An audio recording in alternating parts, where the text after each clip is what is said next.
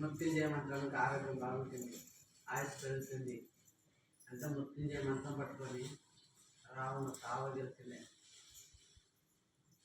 రుద్రాక్షి వివేచనం రుద్రాక్షలు మా ఇంట్లో 5 జన్మ మొత్తం పూర్తి రుద్రాక్ష. మా బావ వాళ్ళ ఇంట్లోనూ 5 జన్మ పూర్తి రుద్రాక్ష. మేము వేసి 5 ఏళ్ళు 6 ఏళ్ళు 7 ఏళ్ళు అయిపోయాయి. రుద్రాక్ష తప్పు చేయకూడదు, నాన్ వెజ్ తినేవారు, పెళ్లి చేసుకునేవాళ్ళు, వాడుకునేవాళ్ళు అని చెప్తారు. 106 జన్మ 7 ఏళ్ళ మంది జరిగినా మేము అంతా ఆడపిల్లలు మగబిడ్డలంతా మా ఇంట్లో మేము ఏం పడవ తాయితలు గీతలు మేము వేయలే. వెరీ రుద్రాక్షలే మా ఫ్యామిలీ, మా బావ వాళ్ళ ఫ్యామిలీ వాళ్ళతో 5 ఏళ్ళు అయ్యాయి. నేను నమ్మిన దేవుడు నా పక్కలో ఉంటే నువ్వు ఏమీ చేయను. మా ఇంటి సేపు చేసినారు స్వామి, మా ఇంటికి అది సేపు చేసినారు, ఇది సేపు చేసినారు, మా దేవుడు కట్టేసేసినారు, మా దేవస్థానికే వస్తా ఉండలే.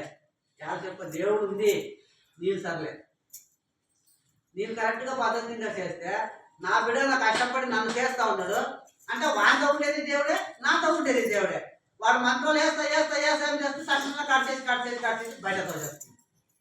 మంత్రతంత్ర మాట్లాడాలన్న కెట్టులో నన్ను దేవుడు నమ్మింది అదే దేవుడు అమ్మతున్నది. అదే కాళీ రక్ష, ಕಾಳಿ ಪರಮೇಶ್ವರಿ ದುರ್ಗಿ ಯಾರೇ ಆಗಲಿ ನನ್ನ ಮಗ ನಾನು ಕೆಲಸ ಮಾಡ್ತಾ ಇದ್ದೇನೆ ಅವನಿಗೆ ಮಾಡೋದನ್ನಂತ 1,000 ಖರ್ಚು ಮಾಡ್ತಾನೆ 20,000 ಖರ್ಚು ಮಾಡ್ತಾನೆ ಏನು ಆಗಲ್ಲ.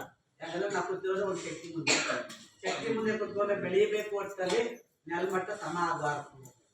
ದೇವ್ರ ಕಟ್ಟೋದವ್ರು ಯಾವ ಕೈಲಿ ಆಗುತ್ತಾ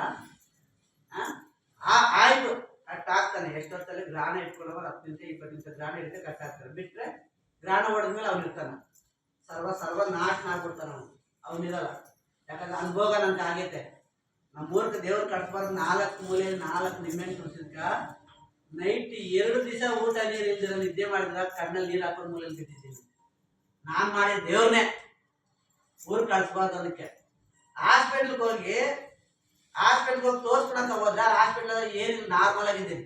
ಎಗ್ ರೈಸ್ ಗೋಬಿ ತಿನ್ಕೊಂಡು ಬಂದೆ ಮನೆಗೆ ಬಂದರೆ ಮತ್ತೆ ಹಂಗೆ ಶುರು ಆಯಿತು. ನನ್ನ ತಪ್ಪು ನನ್ನ ಕರವಾದ್ಮೇಲೆ ನನ್ನ ನೋವು ಹೋಯ್ತು.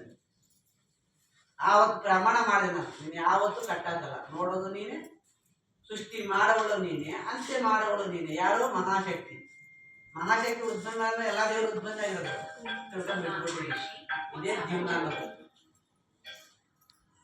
ನೀರು ಬರುತ್ತಾ